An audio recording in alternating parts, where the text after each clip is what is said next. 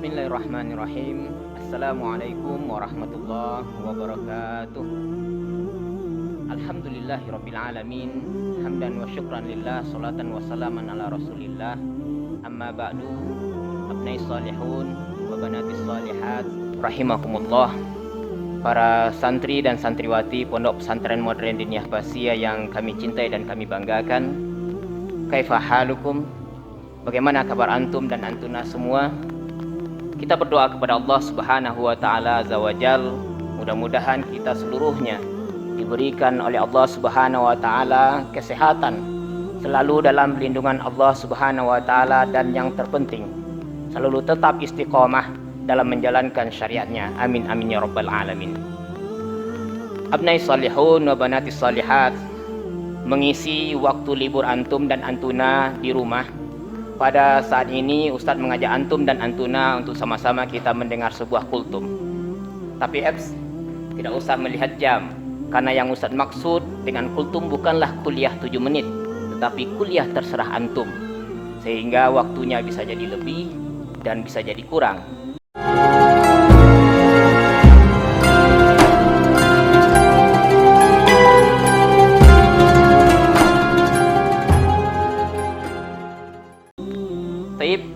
Pada bulan suci Ramadan kita sering mendengar dua hadis kembar, yaitu Bismillahirrahmanirrahim, man shoma ramadhana imanan wahtisaban ghufira lahu ma taqaddama min dzanbi.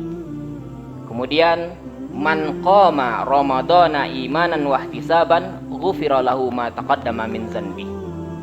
Di bulan suci Ramadan ada dua amalan yang mesti kita lakukan.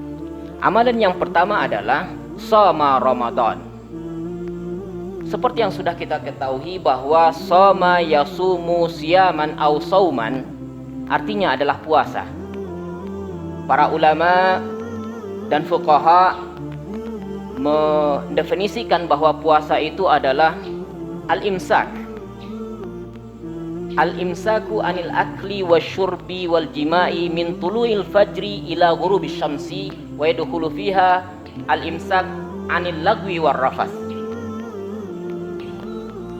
Dari definisi ini kita bisa lihat setidaknya ada 3 poin penting. Tiga poin penting yang mesti menjadi perhatian kita semua dalam berpuasa. Yang pertama adalah dalam berpuasa kita dilarang untuk makan, untuk minum dan jima bagi suami istri. Yang kedua, waktu berpuasa itu dari terbit fajar sampai terbenam matahari. Hal ini sesuai dengan firman Allah Subhanahu wa taala dalam surat Al-Baqarah ayat 187. A'udzubillahi samiil alim minasyaitonir rajim. Wa kulu washrabu hatta yatabayyana lakumul khaytul abyadu minal khaytil aswadi minal fajr summa atimmus siyama ilal lail. Meskipun awal waktu dari berpuasa itu dimulai dari waktu fajar, namun di dalam jadwal imsakiyah kita melihat ada waktu imsak yang jadwalnya 10 menit sebelum waktu subuh tiba.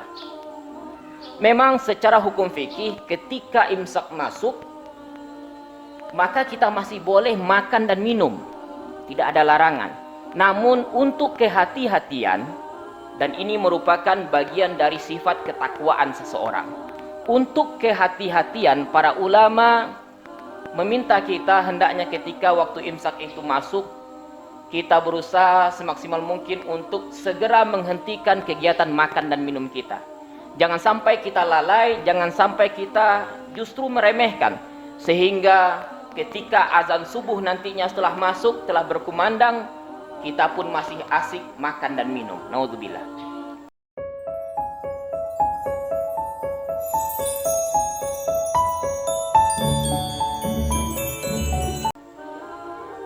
Poin yang ketiga yang mesti menjadi perhatian bagi kita adalah dalam berpuasa kita tidak hanya sekedar menahan haus dan lapar saja. Kalau seandainya sekedar menahan haus dan lapar, kita yakin dan percaya adik-adik antum dan antuna meskipun mereka masih kelas 1 SD di rumah, pasti bisa tidak makan, tidak minum mulai dari waktu subuh sampai maghrib.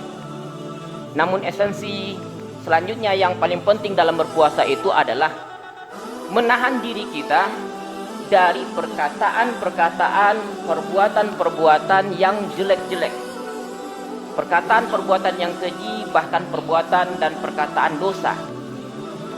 Bahkan seharusnya tidak saja menghindari diri, menahan diri dari perkataan dan perbuatan keji dan dosa, bahkan dari perkataan dan perbuatan yang sia-sia harus dijaga. Abnai salihun wa banati salihat rahimakumullah. Puasa ini seperti yang kita ketahui bahwa hukumnya wajib. Dia merupakan salah satu dari rukun Islam. Sehingga mulai dari 1 Ramadan kemarin sampai akhir nantinya, kita harus memastikan diri kita. Kita harus memastikan keluarga kita, ayah kita, ibu kita, abang, kakak kita, serta adik-adik kita yang sudah sanggup dan bisa melaksanakan puasa dan tidak ada uzur syar'i, betul-betul melaksanakan puasa. Kenapa? Karena bagi siapa yang sudah bisa dan wajib berpuasa dan tidak memiliki uzur syar'i, kemudian dia tidak berpuasa, maka keislamannya dapat dipertanyakan. Sekali lagi kita katakan, seandainya antunna, siapapun orang muslim yang sudah wajib berpuasa tidak ada memiliki uzur dan tidak mau berpuasa, maka keislamannya dapat dipertanyakan. Amalan yang kedua yang mesti kita lakukan di bulan Ramadan ini adalah qama Ramadana. Kalau seandainya shoma Ramadana, ibadah di siang hari. Kalau qama Ramadana, itu ibadah di malam hari. Seperti yang sudah juga kita ketahui bahwa qama yaqumu qiyaman artinya adalah berdiri atau bangun. Di malam hari, termasuk di bulan Ramadan, tidak sedikit orang yang bersantai-santai, duduk-duduk, atau bahkan tidur, tidak mau berdiri. Maka sebagai seorang mukmin di bulan Ramadan ini, mari sama-sama kita berdiri dan bangun. Setidaknya berdiri bangun menghadap Allah Subhanahu wa taala melaksanakan salat qiyamul Ramadan yang kita kenal dengan salat tarawih. 8 rakaat minimal dan ditutup dengan salat witir 3 rakaat. Kalau ingin lebih bagus sekali, maka bisa kita tambah dengan memperbanyak zikir, memperbanyak doa, memperbanyak tilawah Al-Quran, memurajaah hafalan.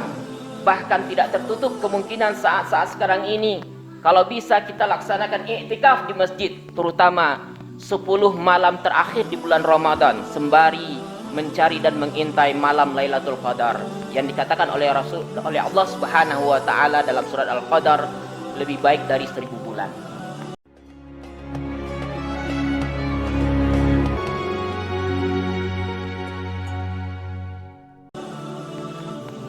Abnai salihun wa banati salihat rahimakumullah.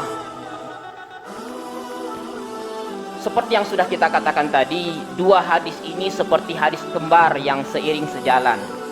Dia bisa kita ibaratkan seperti 2 sisi mata uang, yang satu sama lainnya saling melengkapi, tidak boleh hilang. Kalau seandainya 2 amalan ini kita lakukan dengan baik, yang dalam hadis tadi Rasulullah SAW mengatakan, kalau kita lakukan imanan dengan penuh keimanan, dalam artian kita betul-betul yakin ini adalah perintah Allah Subhanahu wa taala, maka sekalipun seandainya seluruh dunia orang tidak melaksanakan puasa, tapi karena dia beriman bahwa ini perintah Allah dan Rasulnya, maka dia tetap berpuasa.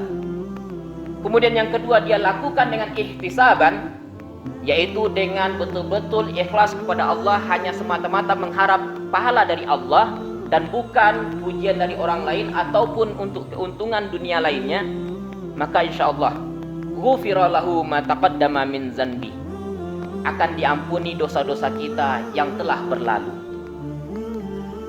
Anak-anakku sekalian, kaum muslimin rahimakumullah, kita mengetahui bahwa bulan suci Ramadan disebut juga dengan bulan ampunan, bulan maghfirah. Maka kesempatan bagi kita saat ini untuk sama-sama berupaya semaksimal mungkin melaksanakan dua ibadah tadi dengan sebaik mungkin, supaya betul-betul setelah Ramadan ini berakhir dosa-dosa kita diampuni oleh Allah Subhanahu wa taala, dan kita hendaknya berhak dan wajar bisa merayakan hari kemenangan Idul Fitri insyaallah. Mudah-mudahan kita saat ini bertekad, berazam yang kuat dan berdoa kepada Allah Subhanahu wa taala, semoga Allah memberikan kekuatan fisik dan iman kepada kita semua untuk bisa menjalani ibadah siam dan ibadah qiyam di bulan Ramadan ini sebaik mungkin. Amin amin ya rabbal alamin. Salam rindu dari kami ananda sekalian, para asatis dan ustazat. Juga sampaikan salam kami kepada ayah bunda, seluruh keluarga besar antum di rumah. Mudah-mudahan ibadah kita seluruhnya, terutama ibadah puasa kita lancar, dan kita berdoa kepada Allah Subhanahu wa taala wabah penyakit terutama corona ini cepat selesai, sehingga kita bisa melaksanakan ibadah dengan baik, menjalani kehidupan ini dengan tenang. Amin amin ya rabbal alamin. Itu saja yang dapat kita sampaikan, mudah-mudahan bermanfaat terutama bagi kami yang menyampaikan. Wabillahi taufik wal hidayah waridha wal inayah. Assalamualaikum warahmatullahi wabarakatuh.